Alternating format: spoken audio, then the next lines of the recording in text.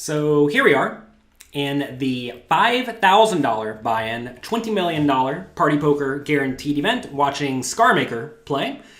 We're going to be going through all the major hands for sure, and I'm going to probably just go through all of them. This is a very large hand history. It's a 2-day tournament. I believe it's about 1,000 hands long. So this may take a while, but that's okay. You see we have stats on the opponents. V is voluntarily put dollars in pot. P is pre-flop raise. ST is steal. FPB is fold big blind to steal. 3-bet pre-flop, fold to 3-bet, 4-bet, fold to 4-bets. As you see, we don't really have a big sample on anyone. I mean, we have 200 hands on these players down here, and at that point, these numbers do start to become somewhat accurate.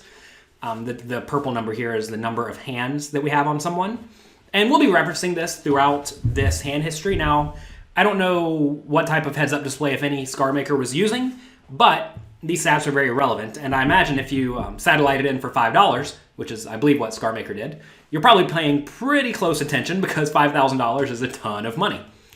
So, this was a multi-day event. You could buy in multiple times. Lots of people got in through satellites. I know they were, at one point, just almost giving them away to anyone who's, they had all sorts of promotions on Party Poker is what it amounts to. So, here we are. All right, under the gun raise, second hand of the tournament. I would call with king, queen offsuit as well, but this hand is very often best used as a 3-bet. If you're playing live poker, though, which is what a lot of this series is going to be discussing, you should probably call here as opposed to 3-bet. We are playing pretty deep stacked. We have 1 million chips. I think that's 200 big blinds. So we are pretty deep. I'm not usually used to having 200 big blinds with a 5K ante, but that's how it is on Party Poker sometimes. So online, you're very often best off 3-betting this hand as a bluff. And that's going to be very likely closer to the game theory optimal play because really you don't want to be flatting here very often with any big cards. And big cards with blockers, king and a queen, are pretty good to 3-bet. And if you 3-bet here, you can make it 33K or so. It's going to put your opponent in a pretty bad spot with a lot of his range. He's going to call a lot, but that's fine. Alternatively, you could also just fold. Now, we see this player is playing 43% pre-flop raise. We don't know that, of course, yet. But if your opponent's playing 43%, obviously you're never folding this. And you're going to find that in live poker, especially the World Series of Poker, very often that will be the case. Your opponents will call with all sorts of garbage. They'll really want to see the flop. And being able to see flops in position against loose people is going to be very beneficial to you. All right, so we call. Calling's fine. Don't get me wrong. I think calling's perfectly fine. You'll find some players who will tell you you just have to 3-bet this hand, but I don't think that's necessarily true. Flop comes 5-4-3, all clubs. You can better check. I think either play is fine. Given it's very multi-way, you need to be a little bit more cautious with semi-bluffing. I think, though, I would probably just take a stab at this one. I don't love it, but very often someone's going to bet if you check, and if someone bets and you're out of position, you don't really have many great options. Like right here is a good example, right? And in this scenario, I would actually not be surprised if folding is the right play, just because if someone has an ace here, you're on the hook for huge implied odds. And you do fold, and I don't really mind that, but it's kind of weak, right? You have to be very careful to not just be overly weak. So if I did bet this flop, and I got, let's say, one caller, I would almost certainly keep betting most turns, just because it's so easy for you to have it's easy for you to have a set or a flush here. But that's not what happened. And good thing you just check folded, right? This guy should have certainly just went bet, bet, bet. His hand is very good. If he bets the flop and gets raised, then he should just call down.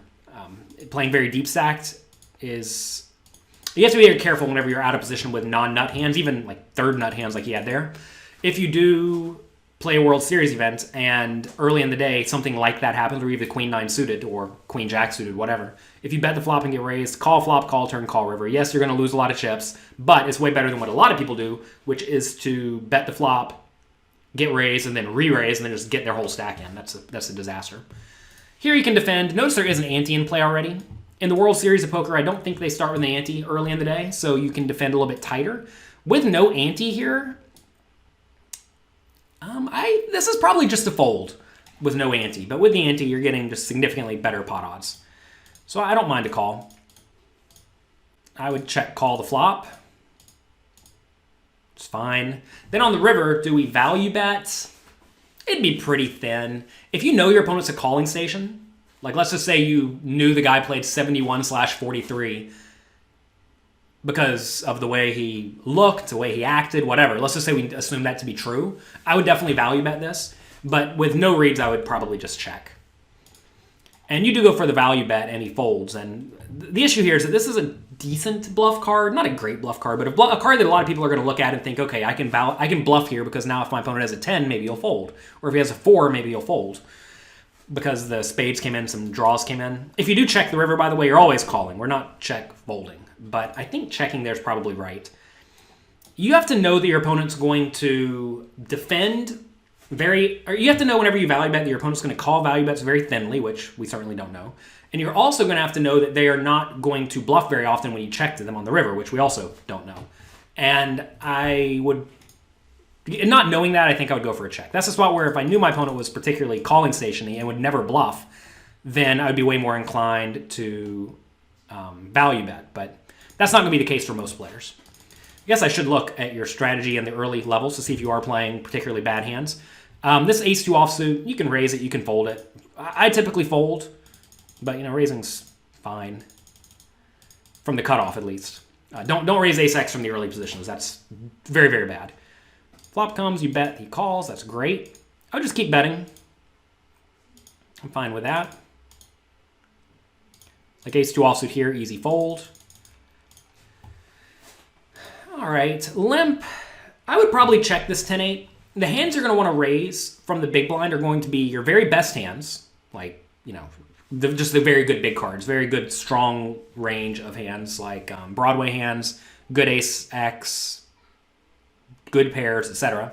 And the hands you're going to want to raise as a bluff are going to be just the absolute worst hands, hands that are really, really bad, like 7-2 offsuit. That's a pretty good strategy just to be incredibly polarized here, which means you're checking all the hands in the middle, like 10-8. 10-8 is definitely not a bad hand. And also, you have to ask, whenever you make it 15K, what are you presenting to your opponent, right? In this scenario, your opponent's getting 2.5 to 1 pot odds, which means he has to win, like, never. And even out of position, he's going to realize that much equity. So when you raise to 15K, the opponent's just not going to fold. And especially if you know you're going to have a lot of bluffs or whatever this is, a thin raise, you don't care if your opponent folds, right? So you probably want to make it bigger, like 20 or even 25K. With your whole range if you're going to be raising with all sorts of junk. Like raising here is a very exploitative play to try to make the opponent fold out way too often. And if you're trying to do that, you want to make the bet size that accomplishes that the easiest. So flop comes, you bet small. This is a spot where you probably just want to bet on the big side. On very draw-heavy boards, you typically want to bet large with everything. And especially on big card boards, you also want to bet large on everything when you're the pre-flop raiser. So you should have a pretty nice range advantage here. Given the opponent limped, you raise to a small sizing, which implies you're value betting a lot. And if you're value betting a lot pre-flop, well, this board nails pre-flop raises for value, right? So if that's the case, you want to be betting big here because it's very easy for your opponent to have a second best hand that he's not going to fold. If you do bet this flop, though, we are planning to fire multiple barrels here. So I would just bet again on the turn. I would bet pretty big. It's so easy for you to have 2 pair at this point or straight, and your opponent probably doesn't, right? So this is a spot where you have a lot of nut hands and your opponent has just all marginal made hands. And also you don't have very many bluffs either if you are structuring your range as I would have structured it. So I would just definitely keep barreling here. You barrel again on the river, I think it's good. I would definitely bet again and use a decently large size, and it works. That's good. Just good, solid 3-barrel bluffing spot. I like that a lot. I would call the 7s. This is a great spot to call in position. I would call with all, probably something like 9s and lower there. Maybe even 10s or lower. Once it goes 47K and call, you definitely need to call. This is the first real mistake I've seen you make. In this scenario, look at your pot odds always, right? So right now we're getting 3.5 to 1. So do you expect another 100 or, I don't know, I guess you need, so right now, what are we looking at, right? We have to put in another 40K or so to see the flop. So we want to ask, can we get about 8 to 1 implied odds or more? So 40K times 8 is how much? I can't do math right now. That's what happens whenever you do a video. You can't do math. 280K. Can we get 280K more into this pot? And I think you probably can. I mean, pot's already going to be 160K if you call, 170K if you call. So if 1.5 more bets goes into the pot, you're breaking even easily when you make a set. So I would definitely call. And you're going to find very often when you're closing the action in this spot, calling is by far the right play. It's just a very, very easy call here. So I would definitely call and see the flop. And if you get a set, great. Now, if you see this exact scenario where you have an overpair on a board like this, I would probably just check fold. But notice here, this guy checks the flop, which implies you're not even going to get bet off your hand very often. Like, this guy probably just has ace-king or something like that, and he's checking on a board like this. So if this guy has ace-king and this guy has ace-king or ace-queen or whatever, and you have sevens, quite often it's just going to go check, check, check, check, and you're going to win. So it's not as if you have to make the set to win. Obviously, whenever you make the set, you're going to win, but you don't necessarily have to make it. So you're not even specifically set mining. Queen 9 suited, you could open if you feel like it. It's loose. In live poker, I often do open looser ranges than I do online. And that's just because people will give away with their actions, their physical actions, what they are thinking about, right?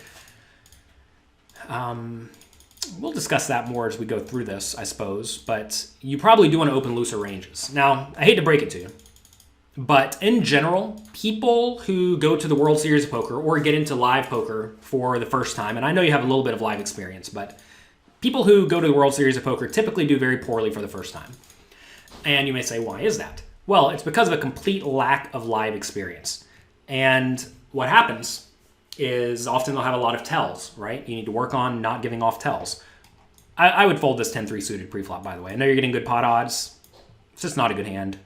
When you're deep stacked out of position, you need to be defending tighter than normal. That's just because it's going to be harder for you to get to the river, as opposed to if we were shallower stacked, where people aren't going to be making quite as many just big triple barrels and whatnot. Let's just see what happens here. Check, call, flop, obviously. Check. Ugly spot on the turn. I'd probably still just call, though. Easy check, fold on the river. All right. You need to work on not giving off tells. You also need to try to figure out what people do that indicates strength or weakness. And very often, they'll like perk up whenever they're happy, or they will just be visibly angry whenever the flop comes and it's not good for them. And you will see that in a lot of like $1,500 buy-in World Series of Poker events, or just from amateurs in general. But we'll discuss that more at some point in the future.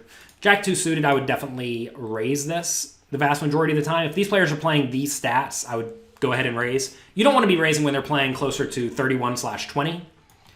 If we see FBB of 78, obviously you don't know that yet, but 78's pretty high. So this is a pretty good player to raise. Obviously this guy's number is very low. So this player doesn't fold very often, but fold big blind is a very different stat than fold small blind. So I would probably open the Jack 2. If you find someone in the big blind who does not defend often enough, you can just raise them to death. It's perfectly fine. Feel free. But yeah, so typically you're going to be able to... Another reason you can play looser in live poker, assuming people are using the same raise sizes, right? If they're making it 4 big blinds or something like that, you should be tighter. But if they're using small raise sizes, what's going to happen is they're going to make errors more frequently than online players, because live players are typically just worse than online players because there's not enough time to get good, right? You don't see nearly as many hands. So inevitably, live players are worse than online players. And because of that, they're just going to make more mistakes. So if people are going to make more mistakes, even if you don't know what mistakes they're making, if you just play well and they play poorly, that's going to work better for you. That's going to work out for you. All right, he raised, you called. Easy call on the flop, I think. There's no real purpose in raising. If you raise, you're going to get called by all the better hands. And if you call, you keep him in with all of his junk. So now you raise the turn. I don't think I like this. And the reason I don't like this is because I don't think a 10 or a 9 is folding. And if he does not have a 10 or a 9, it means you have the best hand, right? So when you raise in this scenario, you also don't really price out the draws. Like right here, he needs to win 22% of the time. If he has queen jack or a random 8 with probably a pair, he's not going to fold very often, right? If he has a flush draw, he's getting the right price. So if you're going to raise here as a bluff or as a protection bet, either one, I think you need to go bigger. Notice you block 8-7, which is one of the few hands that could call you that you're happy about. He probably has an opening queen 8, right? So if he has an 8, it's going to be with a pair or a straight already. So I think you just want to call here. I'd be interested to know why you're raising in this spot. I think when you raise here, your opponent's going to play very well against you. You always want to ask, will they call with worse hands that are getting the incorrect price to call, right? And we know draws are getting roughly the right price, so that's not going to be true. And then, will they fold out any better hands? And yeah, it sucks if you have a 10 or a 9, but you probably, well, a 10 or better, but that's not a 9, but you probably shouldn't fold it. He re-raises you. Yuck. Also, I want to mention, we'll make sure we get you a membership to pokercoaching.com so you can go through all the quizzes and the homework questions there. But in general, when you have a marginal made hand and a draw, and this is a marginal made hand and a draw, the marginal made hand portion is what overrides your play. So how would you normally play? Well, let's say you had 10-2 offsuit, right? Which is kind of close to an 8 here. Would you raise 10-2 offsuit in this scenario? And I think the answer is definitely no. So if you're not going to raise 10-2 offsuit, you probably shouldn't raise 8s. They're effectively the same value in terms of hand strength, right? Except for the 8s has a draw, and that's going to allow you to realize your equity better. So you don't really need to raise in these spots.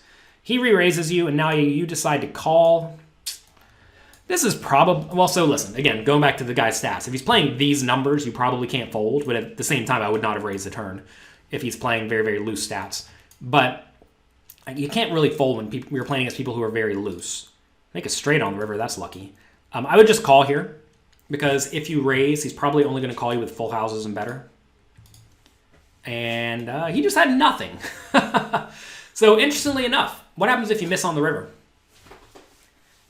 Why would you bet small here? This is probably just an all-in.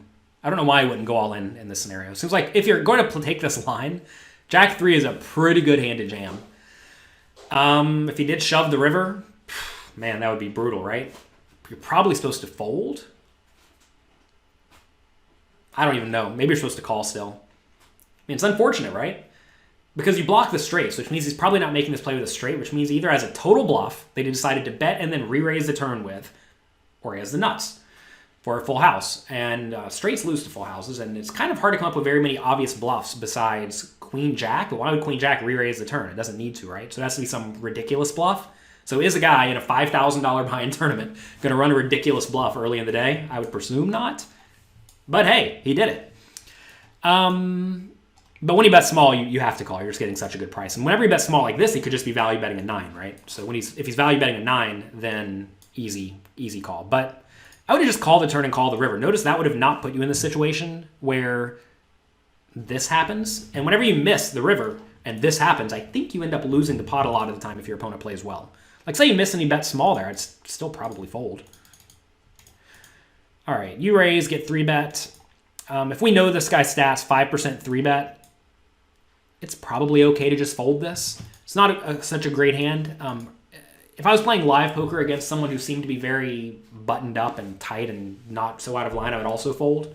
But against anyone who's playing any amount of hands who seems to be active enough, I would definitely not be folding in that spot. Because we're in position. If I was out of position, I would fold. All right, here you defend 8-5 suited, which is fine. I would probably go ahead and check raise flop. I know there aren't very many draws available, but the best draws to raise are the ones with no showdown value at all. And 8-5 and 5-4 definitely fit that bill. So I'd go ahead and raise this one. The problem with check calling is that if you don't get there, what's going to happen very often on the turns, it's going to go check, and then you're going to bluff the river. And then your opponent's just going to call with all the bluff catchers, which will check behind on a lot of turns. So very often you just want to go ahead and play aggressively. 3 is interesting because if you did check call 8-5, you should also check call 5-4. Or presuming if you did check call 8-5, you may also check call 5-4. Not that you should check call, but if you did check call 8-5, you probably would 5-4 as well, which means maybe you're supposed to lead here because very often it's going to go check, right? As you see. And now on the river, when you miss, what do? Well, we're going to bet, and this guy's just going to easily call with a 7 or better, or more like a 6 or better, any pair, and you're going to lose a lot. Now when you get there like this is you'd obviously rather the 9 come, but you don't get to pick what cards come. I would just bet small. In this scenario, do you really have very many bluffs? Like, the only bluff you could even have is 9-8, right? Because if you did have 10-8 and 10-9, those should probably raise the flop. 10-8, 10-9. Yeah, 10-8 and 10-9. Those should raise the flop most likely. So you have almost no bluffs. Given you have almost no bluffs, you need to bet small. You should also be value betting with 2 pair here if you have it, and you have lots of 2 pairs too. So I think you need to go for a small size. When you go for a big size, essentially what you're saying from a game theory optimal point of view is that you have a lot of bluffs here. And I just don't think you do. Guy does call, though, with a bluff catcher. And notice, if you missed, right, you're just not winning this pot. And if you check raise this flop and then bet the turn, notice 10s probably would have found a fold.